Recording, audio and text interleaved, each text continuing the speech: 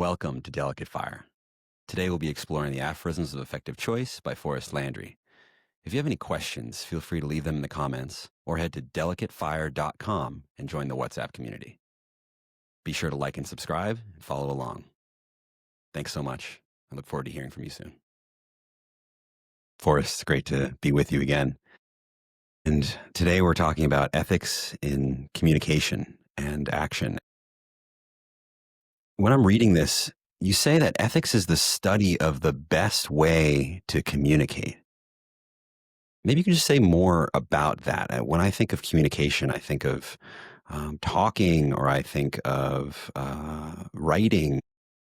But how is that ethical? How does that lead to ethics? A good question. Everything we do is communication. There's no non-communication. Like every action, every choice we make is essentially our communicating with the world. Like we as an individual are saying something with every motion we make. And it's not just to say body language in the sense of, you can kind of tell how I'm doing based on my posture, I'm moving through space and so on. But that if I were to even just drive somewhere, that the action of doing so is an action that is expressive. It has an influence on the world, right? Like obviously there's going to be more carbon dioxide where I happen to go and so on. And there's a sense in which if we look at this concept of the plane of perception, I think I talked about that previously. Yeah, you did. So in effect, anything that flows from the subjective to the objective is going to pass through this abstract idea, this plane of perception, or in this case, the plane of expression, like just that it moved from my subjective into the objective.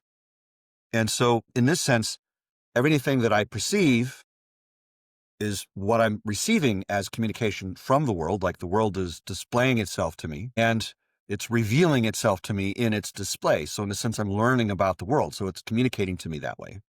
And in the same sort of way, I'm communicating with the world by everything I reveal, by my actions and my choices and my emotions. So in this sense, the notion of communication is actually a very general one. It covers all of it, really. So in this sense, when we're thinking about what do we mean by ethics, and we're basically saying, well, between the flow that is from objective to subjective and the flow that is from subjective to objective, that it's the subjective to objective one that represents our choices, that in effect is the thing we're talking about when we talk about ethics. So it isn't so much about the flow in, and it's everything about the flow out. So in this sense, to really kind of hold what is the ground of what is the thing that ethics is studying, it's essentially the choices that we make that affect any action that we do. And all of those actions are within the communicative context of one's life. So in effect, one's life could be thought of as the total communication between self and the universe. I mean, of course, all other people would be elements of the universe. From my perspective, they're in the world. And so there's a sense in which, some of that communication may be directed to specific people, but the world is receiving it either way. And so in this sense, we can therefore start to look at what is the basis of our choices? How do we make good choices? And we can kind of treat the ordinary version of communication as things that we write and that we say as being kind of within this larger notion of communication, but as a special case is something we can start to think about in the sense of, what are the implications associated with the actions that we're taking, with every word that we're saying? What are the meanings that it's going to have for the person that I'm sending it to? What enablements is it going to create in their life? What ways is it going to shift their experience of life and perception and so on, and maybe their choices? Now, to the extent that I'm able to respond to the thing that's going on in the world, then I'm quote unquote being responsible. I'm responding. But the response itself wants to be a choice rather than a reaction. I mean, a machine can react to the world. It doesn't have any option about that. It's like signal goes in, gets processed in some definite way, and the signal goes back out again. And in the human world, in our sense of having our own agency, we are not just receiving inputs and then reacting into the world. We have this pause. We have this infinite moment between the time that we perceive something and the time that we express. And that moment wants to be something that is informed by our spirit, by our consciousness, by our subjective in a way that goes beyond what can be understood in a purely machine-like way.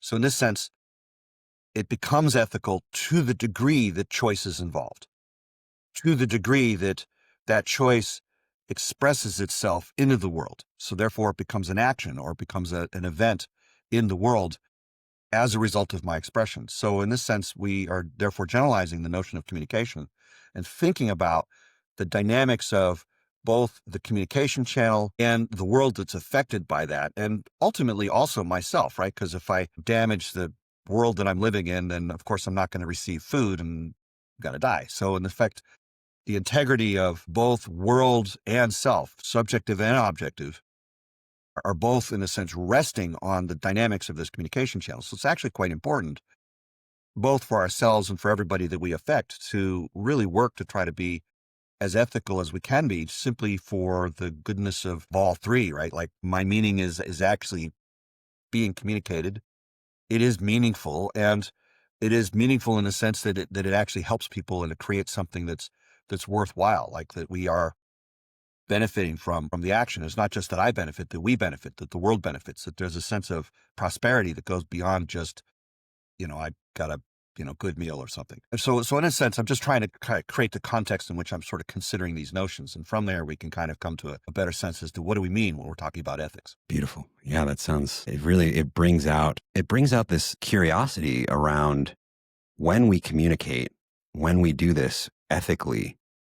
What does that look like? What does it look like to explore communication with one another? And you have something in the writing about the three rights of communication that you can grant to one another. And maybe just talk more about that. What are the three rights? How can I do that in my daily life? Well, so in this specific sense, I noticed that for communication to happen, there wants to be a kind of handshake. There wants to be a kind of interlocking. And so in this specific sense, I'm going to sort of represent this, my three fingers on either side, right? So if I'm going to look at what is it that these three ideas represent for each person, like, because each person is kind of meeting the other. So in effect, we are meeting each other in this moment, right? In order for us to communicate, I still need to be able to send signals to you and also receive signals from you. Because if it's just one way, then it's a broadcast. It's not communication in the sense of an interactive process. So in this sense, I noticed that I need to allow you to say something, right? There's a sense of, I need to grant to you the right to speak to me. I've got to make myself present. I've got to show up, and I need to create some open space, both in my mind and my perception, to receive any signal you would choose to give. So I've got to effectively grant you the right to speak. But that's obviously not enough, because if you just say something to me in that moment, but I don't understand what you're saying, maybe you're speaking in French or in Swahili or something, and I don't happen to know those languages, maybe can kind of guess at words in French, but Swahili is well beyond my experience. And so in effect, there's a sense of, if you speak to me, that I need to understand what you're saying. And so in effect, there's a sense here of more than just giving you room to speak, that I have to make space in myself to meet whatever it is you're saying with an understanding of, in this particular case, the English language, but also the broad spectrum of concepts that we share in life and that we kind of have culturally and so on. So in this sense, in order for you to be understood by me, I have to, in effect, grant you the right to be understood, right? That in effect, there's a sense in which I have to seek to understand you. Mm. So, in effect, it's not just that you're saying something, but that I'm wanting you to know that I'm listening actively, that I'm paying attention. And moreover than that, that you need to know that I have understood you, right? So we go to not just right to be understood, but also for you to know that you have been understood. So that's the third part, right? Because if you send a message and maybe I understand it, but I give you no indicator of that, then you have no way of knowing whether that message even made it to me. Like, like in a video setting, for example, the other person, their image freezes, and at that moment, you're like in doubt, like, did my signal get through to them? The communication channel clearly isn't going the other way, so it probably didn't go from me to them either. So in effect, there's a sense here in which I'm going to want to reissue the message because I have no feedback that you ever got it. So in this sense, it's important for the completion to occur, for me to express something that by my expression, you understood that you have been understood. Mm-hmm. And that's, again, this may sound really pedantic, but these three elements, it turns out that you can't really simplify them beyond that point. Like if you try to make it conceptually simpler, something essential is lost. And so, we treat it as I call it, grant of three rights, because we have to ourselves choose to volunteer to give these to the other. Like it's not always the case that I'm going to be available. Like it might be, I'm sleeping or something. But the idea here is that we are aware that if communication is going to happen, that we need ourselves to account for our own process, how we show up, what it means to show up, and what fundamentally is going on in the communication process. And similarly, they're grants, they're things that are voluntarily given, in the sense that I can't compel you to be present. I can't compel you to understand, and I can't compel you to show me that you understood. You have to choose to do those things. And so in that same way, I also have to choose to do those things. And it's only when we both, without any compulsion, choose to do those things, then it becomes the case that we are in communication, or at least that the opportunity for communication, like we could both just be present and neither of us say anything to one another. Or even if we were speaking to one another, that there might be the case that, we're coming from different cultural backgrounds and don't understand one another. Or it might be the case that, and this happens a lot, that, you receive the message, you understand it, but then you get so caught up in your own process that what ends up happening is you just say what your response is. And therefore it's not clear to the other person, unless they can kind of read between the lines of your response and sort of figure out and deduce that he wouldn't have this response unless he understood X, Y, and Z also. Mm-hmm. But that means that the cognitive load on the part of the person that is receiving your message is actually double, because they're both having to find out, kind of calculate in their own minds whether or not they feel that you understood them. And most of the time that doesn't happen, right? There's a sense of people don't feel heard. And in the same sort of way that if the signal dropped out, like if the video feed just quit, for example, that we would say, well, I don't know that they got the message. I have no idea whether their response is in any way contingent on their understanding of what I just said. So what are you going to do? Well, in the same case as with any other communication failure, you're going to repeat the message. You're going to Mm-hmm. say the same thing again. Mm-hmm. And if the other person is just refusing to understand, that classic thing of don't try to get somebody to understand something that their paycheck depends on, they're not understanding it. There's a thing here where, you're going to want to sort of notice, oh, maybe it's the case that for some reason, they are pretending to listen or pretending to be present, but are not actually being present. And of course, we can show that we are, in a sense, intellectually faithful or actually present or genuinely engaged in the communication process. Good faith kind of notion here. If we first honestly just reflect what we understood, in other words, to show the other person that we respect them by simplifying the communication process for them so they don't have to work so hard to know whether they've been understood by some sort of deduction based upon what my response is. But in a sense, I'm going to spend a little time honoring the communication process. I'm going to say something along the lines of, here's what I heard you say. Now, that would, of course, be the most basic version. A more advanced version, and this is actually quite interesting. So in effect, there's a whole lot of communication practice, and like there's the Imago technique and a whole bunch of other sort of things in the world that try to make it so that people can feel understood more readily, because this isn't really habitual for a lot of people. Most people haven't spent a lot of time becoming very careful and mindful about their communication process. And that's, again, to learn those skills is partially just to respect life, to appreciate living relationships. And so in this sense, I basically noticed that if I'm looking to see that another person understood what I'm saying to them, then in effect, I find that a really good signal that they understood something is that they ask questions that would only have been asked if they had understood what I was saying. In other words, that the questions reveal the honest limits of their knowledge. So in other words, if I treat like sort of imagine this sort of plane, okay, and it's like a map of all the things I could say. And so I put a point on the plane. I put a thumbtack down, and I basically say, whatever it is, it's the thing that point represents. That's my communicated message, and the things of all the stuff I could have said.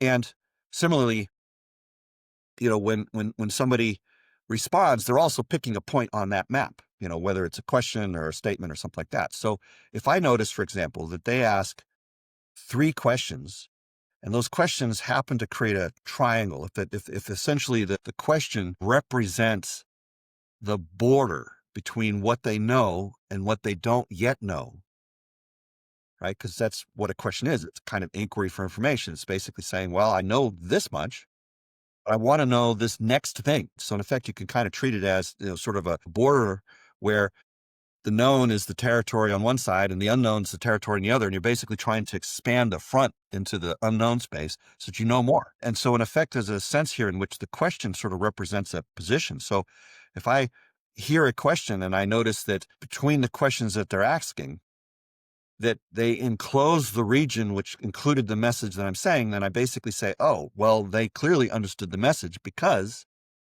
they're asking questions that would only have been asked if they had understood that. In other words, that the questions enclose the territory in which the message exists.